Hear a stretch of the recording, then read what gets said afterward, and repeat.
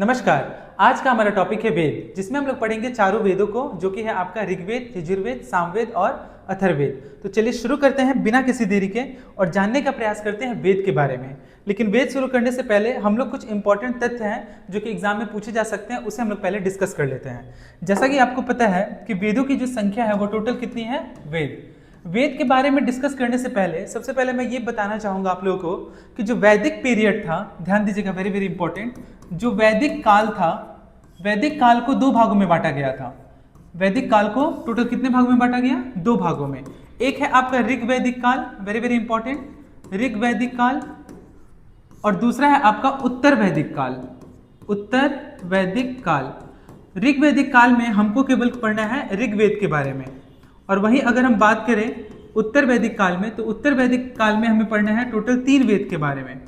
इसका एक डिस्क्रिप्टिव जो वीडियो है वो मैं अपलोड कर दूंगा, लेकिन आज हम लोग डिस्कस जो करने वाले हैं वो केवल संक्षिप्त विवरण हम लोग पढ़ेंगे वेद के बारे में। उत्तर वैदिक काल में हमें पढ़ना है यजुर्वेद के बारे में, यजुर्वेद के बारे में, दूसरा सामवेद के बारे में, और नेक्स्ट है आपका अथर्ववेद के बारे में, अथर्ववेद के बारे में। तो टोटल ये कितने 4 प्रकार के वेद में उत्तर वैदिक काल को टोटल कितने भागों में बांटा गया? ऋग्वेदिक काल और उत्तर वैदिक काल, यानी कि 2 भागों में बांटा गया। ऋग्वेद जो है वो सबसे प्राचीनतम वेद है, सबसे प्राचीनतम वेद है, ये भी आप ध्यान में रखेंगे। लेकिन जो अथर्ववेद है इसे नया वेद भी कहा जाता है। क्यों इसे नया वेद कहा जाता है? क्योंकि इसका जो संकलन है वो काफी लंबे अरसे बाद हुआ। तो एग्जाम में कभी कभी क्वेश्चन पूछा जाता है कि त्रैवेद किसे कहा जाता है? तो त्रैवेद वेरी वेरी इंपॉर्टेंट, त्रैवेद है, त्रैवेदों में टोटल 3 वेद आएंगे, और वो 3 वेद कौन कौन है? तो पहला वेद आएगा आपका ऋग्वेद, दूसरा यजुर्वेद, और नेक्स्ट है आपका सामवेद। तो त्रैवेद में इन तीनों वेदों के बारे में रखा गया है, जो कि आपका ऋग्वेद, सामवेद और यजुर्वेद, वेरी वेरी इंपॉर्टेंट। और वहीं अथर्ववेद के बारे में बात करेंगे तो अथर्ववेद को त्रैवेद में नहीं रखा गया है। कुछ इंपॉर्टेंट तथ्य हम लोग और जानने का प्रयास करेंगे कि जो वेदों की जो संख्या है, वेदों की जो संख्या है वो टोटल कितनी है? 4। लेकिन वही अगर हम इसके उपवेद के बारे में बात करें तो उपवेद की संख्या भी कितनी है? वो 4 ही है। नेक्स्ट है आपका वेदांग कितने हैं? तो वेदांग कितने हैं? वेदांग की संख्या 6 है। लेकिन वही अगर हम बात करें कि वेदांत की संख्या कितनी है, तो वेदांत की संख्या 108 है। इसी वेदांत को उपनिषद भी कहा जाता है। उपनिषद, एक बार एग्जाम में क्वेश्चन पूछा था कि उपनिषद का क्या अर्थ है? तो उपनिषद का अर्थ है आपका गुरु के समीप बैठना। गुरु के समीप बैठने को ही क्या कहा जाता है? उपनिषद कहा जाता है। क्योंकि उस समय तो कॉपी किताब होते नहीं थे, तो गुरु के समक्ष बैठकर के हिस्से से क्या करते थे? ज्ञान अर्जित करते थे और उसे अपने दिमाग में रखते थे। तो वही बातों को सुनी गई और उसे फिर बाद में क्या कही, उसका संकलन या फिर उसको रचा गया। तो उस तरह से उपनिषदों की संख्या कितनी हो गई? 108। और वही अगर हम बात करें पुराण की संख्या कितनी है, तो पुराणों की संख्या कितनी है? तो पुराण की संख्या है टोटल 18। तो ये कुछ महत्वपूर्ण पॉइंट है जो आप इसे याद रखेंगे। वेद के ही, ऋग्वेद के ही उपवेद हुए, जो जिनकी संख्या टोटल संख्या कितनी हो गई? 4 उपवेद। वेदांग की संख्या 6 है, वेदांत 108 है। तो उम्मीद करते हैं कि ये जो है आप समझ में आया होगा। त्रैवेद में किसको रखा गया है? तो ऋग्वेद को, यजुर्वेद को और सामवेद को रखा गया है। नेक्स्ट अगर हम देखें, जैसा कि ऋग्वेद मैंने बताया आपको कि ऋग्वेद जो है वो सबसे क्या है? प्राचीनतम वेद है, प्राचीनतम वेद है। इसकी रचना किसने की थी? तो व्यास ने की थी, ठीक है, Ved Vyas, very very important. और वेद व्यास का कभी कभी एग्जाम में पूछा जाता है कि इनका जो है ओरिजिनल नाम क्या था? तो इनका जो ओरिजिनल नाम था वो महर्षि Krishna Dwaipayan, Maharshi Krishna Dwaipayan, very very important, Dwaipayan. ये किनका ओरिजिनल नाम था? तो ये था आपका वेद व्यास जी का ओरिजिनल नाम। यह भी आप ध्यान में रखेंगे। सामवेद में किसकी चर्चा की गई है? तो सामवेद में चर्चा की गई है संगीत की। तो इसे याद करना काफी आसान होगा। स से सामवेद, स से संगीत। अथर्ववेद का संबंध किससे है? तो अथर्ववेद का संबंध है आपका जादू टोना से। वहीं अगर हम बात करें यजुर्वेद, तो यजुर्वेद का संबंध आपका किससे है? तो वह है आपका यज्ञ से, ठीक है। इसको यज्ञ वाला वेद भी कहा जाता है। तो जादू टोना और कर्मकांड भी अगर आपसे पूछे तो भी इसका उत्तर क्या हो जाएगा? आपका अथर्ववेद हो जाएगा। त्रैवेद में किसको रखा गया है? ऋग्वेद को, सामवेद को और यजुर्वेद को। क्लियर है? नेक्स्ट आगे बढ़ते हैं हम लोग और समझने का प्रयास करते हैं विस्तार से कि आखिर में वेद क्या है। नेक्स्ट, जैसा कि आप देख रहे हैं कि वेद जो है वो सनातन धर्म के प्राचीनतम ग्रंथ है। तो ऑप्शन में दिया जा सकता है कि वेद जो है किसका प्राचीनतम ग्रंथ है, तो आंसर होगा क्या इसका, सनातन धर्म। Very very important. यही नहीं, यह विश्व के सबसे पुरानी कीर्तियां हैं, इन्हें संसार का आदि ग्रंथ भी कहा जाता है। इससे पहले कि हम आगे बढ़े, मैं आपको बताना चाहूंगा कि वेद शब्द का अर्थ ज्ञान होता है, यानी कि नॉलेज। नॉलेज, ठीक है, नॉलेज होता है। और हम लोग पढ़े थे बुद्ध का मतलब क्या होता है, गौतम बुद्ध में, तो बुद्ध का मतलब भी क्या होता है, आपका ज्ञान ही होता है। मूलतः वेद एक ही था, कालांतर में व्यास के द्वारा, जिनका ओरिजिनल नाम क्या था, महर्षि कृष्ण द्वैपायन, 4 भागों में बांटा गया। ये भाग अर्थात संहिताएं हैं जिन्हें ऋग्वेद, सामवेद, यजुर्वेद और अथर्ववेद के नाम से जाना जाता है। इनके जो प्रधान विषय थे, वो प्रधान विषय क्या थे, प्रार्थना मंत्र, ऋचा गायन, यज्ञ मंत्र और औषधीय ज्ञान। वेदों का काल निश्चित नहीं है, इन्हें अपौरुषेय भी बताया गया है। इन्हें अपौरुषेय इसलिए बताया गया है, आर्ट एंड कल्चर में एक बार क्वेश्चन पूछा था, ये very very important, art and culture का पोर्शन है अपौरुषेय। अपौरुषेय का मतलब होता है किसी के द्वारा यह लिखा गया नहीं था, किसी व्यक्ति विशेष के द्वारा, किसी व्यक्ति के द्वारा लिखा गया नहीं था, ठीक है। यह जबकि नहीं था, ये जबकि क्या हुआ, ये जबकि सुना गया, सुन करके क्या किया, इसकी रचना की गई। अर्थात ये मानव रचित नहीं है, ऐसा माना जाता है, परंतु कई ऋचाओं के अनुसार ऋषियों के नाम ऋचाओं में मिलते हैं। इनमें पुरुष और स्त्रियां दोनों सम्मिलित हैं, अतः वेदों के रचनाकार का निर्धारण एक कठिन कार्य है। कुछ लोग इन्हें ईसा के 6000 वर्ष पूर्व को मानते हैं और कुछ लोग इसे 1500 ईसा पूर्व बतलाते हैं। किसी किसी किताब में आपको 1750 से लेकर के 1000 ईस्वी तक दिया रहेगा, और किसी किसी किताब में 1750 से लेकर के 600 ईस्वी तक भी दिया रहेगा। जैसा कि मैंने आपको बताया कि वैदिक काल को 2 भागों में बांटा गया था, ऋग वैदिक काल और उत्तर वैदिक काल। तो ऋग वैदिक काल में जो ऋग्वेद के बारे में जो हमें पढ़ना है, उसका वर्णन 1750 से 1000 ईसा पूर्व तक किया गया है, और वहीं उत्तर वैदिक काल की जो रचना की गई है वो आपका 1000 से लेकर के, यहाँ पे 1000 होगा, यहाँ कितना होगा, यहाँ 1000 होगा, 1000 ईसा पूर्व से लेकर के 600 ईसा पूर्व तक चर्चा किया गया है। किसके बारे में, उत्तर वैदिक काल के बारे में। अब हम लोग जानते हैं ऋग्वेद के बारे में। चारों वेदों में ऋग्वेद सबसे प्राचीन है। ऋग्वेद शब्द ऋक तथा वेद से बना हुआ है। वेद का मतलब क्या होता है, ज्ञान। ऋचा का मतलब होता है मंत्र, यानी कि इसमें किसका उल्लेख किया गया है, मंत्रों का उल्लेख किया गया है, जिसका शाब्दिक अर्थ होता है ज्ञान के सूक्त। ऋग्वेद के संहिता में टोटल 10 मंडल हैं, और इसी 10 मंडल में जो तीसरा मंडल है वो बहुत ही ज्यादा इंपॉर्टेंट है, जिसमें वर्णन किसके बारे में किया गया है, तो ऋग्वेद के तीसरे मंडल में चर्चा किया गया है गायत्री मंत्र के बारे में। गायत्री मंत्र के बारे में वेरी वेरी, जो किस देव को समर्पित है, जो सूर्य देव को समर्पित है। एग्जाम में कहीं कहीं आपका सवित्र भी लिखा रहेगा या सावित्री भी लिखा रहेगा। और इसकी रचना किसने की, तो इसकी रचना किसने की, तो वह थे विश्वामित्र ने की। यह भी आप ध्यान में रखेंगे। ऋग्वेद के कितने, कौन से मंडल में, तो ऋग्वेद के तीसरे मंडल में इसका वर्णन किया गया है, यह भी आप ध्यान में रखेंगे। Very very important. टोटल कितने मंडल हुए, तो टोटल 10 मंडल हुए। इसके बारे में एक विस्तार वीडियो में फिर से एक बार अपलोड कर दूंगा। आगे बढ़ते हैं। ये हो गया, तो इसमें 10 मंडल हैं और 1028 क्या है, इसमें 1028 सूक्त हैं और 10,580 ऋचाएं हैं।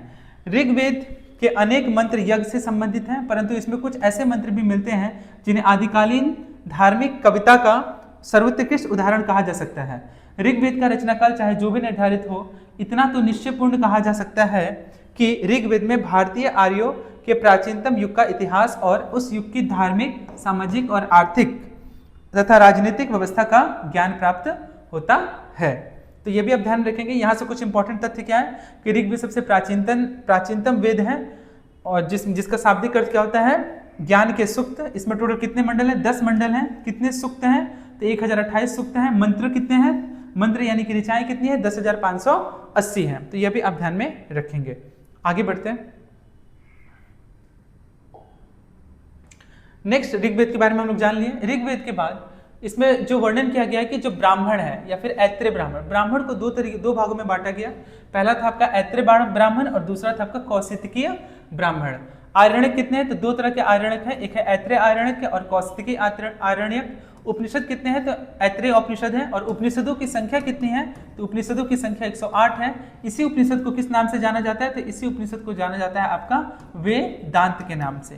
तो वेदांत और उपनिषद दोनों सेम है। और उपनिषद का अर्थ क्या है, उपनिषद का अर्थ है आपका गुरु के समीप बैठना। यह भी आप ध्यान में रखेंगे, वेरी वेरी इंपॉर्टेंट। उपवेद कितने हैं, तो इसका उपवेद का नाम क्या है, आयुर्वेद है। जैसा कि मैंने आपको बताया कि वेदों की संख्या कितनी है, 4 है। और उपवेद कितने हैं, तो उपवेद भी कितने हैं, 4 है। यानी कि हर एक वेद का क्या था, अपना अपना एक क्या था, उपवेद था। ठीक है, हर एक वेद का अपना अपना एक उपवेद था। तो ठीक उसी तरह से ऋग्वेद के उपवेद के बारे में बात करें तो ऋग्वेद का जो उपवेद हो जाता है वह है आपका Ayurveda. Very very important. Next हम लोग पढ़ने जा रहे हैं सामवेद, जिसे संगीत वाला वेद भी कहा जाता है। Very very important. सारे गमा पा वाला वेद भी इसे कहा जाता है। कौन सा वेद कहा जाता है, सा रे गा मा पा वाला वेद भी इसे कहा जाता है, क्योंकि संगीत की उत्पत्ति यहीं से हुई थी। इस वेद में कुल 1549 ऋचाएं हैं, जिसमें 75 को छोड़कर सभी ऋग्वेद संहिता से ली गई है। यही वजह है कि इसे ऋग्वेद की परछाई भी कहा जाता है। ऋग्वेद की परछाई, ये भी आप ध्यान में रखेंगे। सामवेद की ऋचाओं का गान विविध वैदिक यज्ञों के अवसर पर होता था। सामवेद को संगीत शास्त्र, जैसा कि मैंने बताया, का आदि ग्रंथ भी माना जाता है। इसलिए इसकी जो उत्पत्ति यहाँ पे जो है सारेगामापा की उत्पत्ति भी कहाँ से हुई थी, आपका सामवेद से हुई थी। ब्राह्मण, पंचवीस ब्राह्मण, जैमिनी ब्राह्मण और संदिष्ट ब्राह्मण। आरण्यक क्या है, तो तवलकर छांदोग्य है। उपनिषद कितना है, उपनिषद क्या है, छांदोग्य, जैमिनी और केन उपनिषद। तो इसमें टोटल कितने उपनिषद के बारे में चर्चा किया गया है, तो टोटल 3 उपनिषद के बारे में बताया गया है। पहला छंदोग्य उपनिषद, जैमिनी उपनिषद और तीसरा है आपका केन उपनिषद। तो उम्मीद करते हैं कि सामवेद से संबंधित जितने भी तथ्य हैं वो आपके सामने मैंने रखा। अगला है आपका, इसका उपवेद का नाम क्या है, तो गंधर्व वेद। वहीं अगर हम बात करें कि ऋग्वेद के उपवेद का नाम क्या था, तो आयुर्वेद। ऋग्वेद के उपवेद का क्या नाम था, तो ऋग्वेद के उपवेद का नाम था आपका आयुर्वेद। और वहीं अगर हम बात करें सामवेद के उपवेद का क्या नाम था, तो वह था आपका गंधर्व वेद। नेक्स्ट है आपका यजुर्वेद। यजुर्वेद को यज्ञ वाला वेद भी कहा जाता है, यज्ञ वाला वेद भी कहा जाता है। यजुर्वेद की 2 शाखाएं हैं, एक है कृष्ण यजुर्वेद और एक है शुक्ल यजुर्वेद। जैसा कि हम लोग सुनते भी हैं कि कृष्ण पक्ष और शुक्ल पक्ष, दक्षिण भारत और शुक्ल पक्ष कृष्ण यजुर्वेद, कृष्ण यजुर्वेद और शुक्ल। कृष्ण यजुर्वेद दक्षिण भारत, यानी कि मान लीजिए कि अगर ये भारत का मैप है तो जिसमें आपका ये साउथ वाला हिस्सा हो गया और ये वाला नॉर्थ वाला हिस्सा हो गया, तो साउथ में जो है यानी कि दक्षिण भारत में कौन सा वेद चलता है, कौन सा यजुर्वेद से संबंधित है, तो वो कृष्ण यजुर्वेद है। और वहीं अगर हम नॉर्थ के बारे में बात करें तो वहां पे आपका संबंध किससे है, शुक्ल यजुर्वेद से है। शुक्ल यजुर्वेद उत्तर भारत में प्रचलित है। यजुर्वेद में 18 कांड है। यजुर्वेद में 3988 मंत्र है। गायत्री मंत्र और महामृत्युंजय मंत्र यजुर्वेद में ही है। ठीक है, लेकिन इसकी जो रचना है वह ऋग्वेद के 10वें मंडल, टोटल 10 मंडल था, उसके तीसरे मंडल में चर्चा किया गया है गायत्री मंत्र के बारे में। वृद्धान विषय यज्ञ कार्य है, जो कि गायत्री, जब यज्ञ होता था तो गायत्री मंत्र का भी उच्चारण होता था। इसका ब्राह्मण क्या है, तो तैत्रीय ब्राह्मण है। आरण्यक है बृहदारण्यक, तैत्रीय और मैत्रेयी। उपनिषद है मुंडक उपनिषद। इसी मुंडक उपनिषद में चर्चा किसकी की गई है, तो सत्यमेव जयते। क्वेश्चन भी एग्जाम में पूछा जाता है कि सत्यमेव जयते जो है वो किस उपनिषद से लिया गया है, तो वह आपका लिया गया है मुंडक उपनिषद से। वेरी वेरी इंपॉर्टेंट, ये भी आप ध्यान में रखेंगे। इसका उपवेद क्या है, तो इसका उपवेद है धनुर्वेद। ऋग्वेद का उपवेद का क्या नाम था, आयुर्वेद। यजुर्वेद के उपवेद का क्या नाम था, गंधर्व वेद। अथर्व, फिर आपका सामवेद, यजुर्वेद हो गया। सामवेद के ऋग्वेद के उपवेद का नाम आपका था आयुर्वेद। फिर उसके बाद हम लोगों ने पढ़ा सामवेद। सामवेद के उपवेद का नाम क्या था, गंधर्व वेद। वहीं यजुर्वेद के उपवेद का क्या नाम था, धनुर्वेद। नेक्स्ट हम लोग पढ़ने जा रहे हैं अथर्ववेद, यानी कि जादू टोना वाला वेद। अथर्ववेद में टोटल 20 अध्याय हैं, 5687 मंत्र हैं। अथर्ववेद के 8 खंड हैं। अथर्ववेद गद्य पद्य मिश्रित है। इसमें औषधियों, जादू टोना आदि विषय हैं। कुछ विद्वानों के अनुसार इस वेद के कई अंश ऋग्वेद से प्राचीनतर हैं, मतलब बहुत पुराने हैं। इसका ब्राह्मण क्या है, गोपत ब्राह्मण है। आरण्यक, इसका कोई स्वतंत्र आरण्यक नहीं है। यजुर्वेद के आरण्यक के कुछ अंश अथर्ववेद के आरण्यक के रूप में जाने जाते हैं। उपनिषद, इसका कोई स्वतंत्र उपनिषद भी नहीं है। यजुर्वेद के उपनिषद के कुछ अंश अथर्ववेद के उपनिषद के रूप में जाने जाते हैं। तो यही चीज इसके बारे में वर्णन किया गया है। यानी कि हम देखते हैं कि उपनिषद का संबंध जो है वो आपका अथर्ववेद से नहीं है। और इसका संबंध किससे है, इसका संबंध है आपका औषधि से जादू टोना से। मतलब इसमें केवल 2 विषय के बारे में काफी अच्छे से विवरण किया गया है। एक है आपका औषधि और एक है आपका जादू टोना। कुछ विद्वानों के अनुसार इस वेद के कई अंश ऋग्वेद से प्राचीनतर है, मतलब बहुत पुराने हैं। और इसके ब्राह्मण क्या थे, तो इसका गोपथ ब्राह्मण था। तो इस तरह से जो टोटल ऋग्वेद थे, मतलब वेदों की जो संख्या थी ऋग्वेद, यजुर्वेद, सामवेद, अथर्ववेद, उसका संक्षिप्त विवरण मैंने आपके समक्ष रखा है। उम्मीद करते हैं कि ये जो पोर्शन है आपको अच्छे से क्लियर हुआ होगा। आज के लिए इतना ही। मैं नेक्स्ट क्लास में क्या करूंगा, पूरे वैदिक पीरियड को, एक एक उसका कालखंड को, जिसमें ऋग्वेद है, यजुर्वेद, सामवेद, अथर्ववेद, इन चारों वेदों को मैं क्या करूंगा, अच्छे से डिस्कस करूंगा पूरा ब्रीफली। तो उम्मीद करते हैं कि आज का क्लास आपको अच्छे से समझ में आया होगा। नेक्स्ट क्लास में हम लोग मिलते हैं नए टॉपिक के साथ। आज के लिए इतना ही। आप सभी का बहुत बहुत धन्यवाद।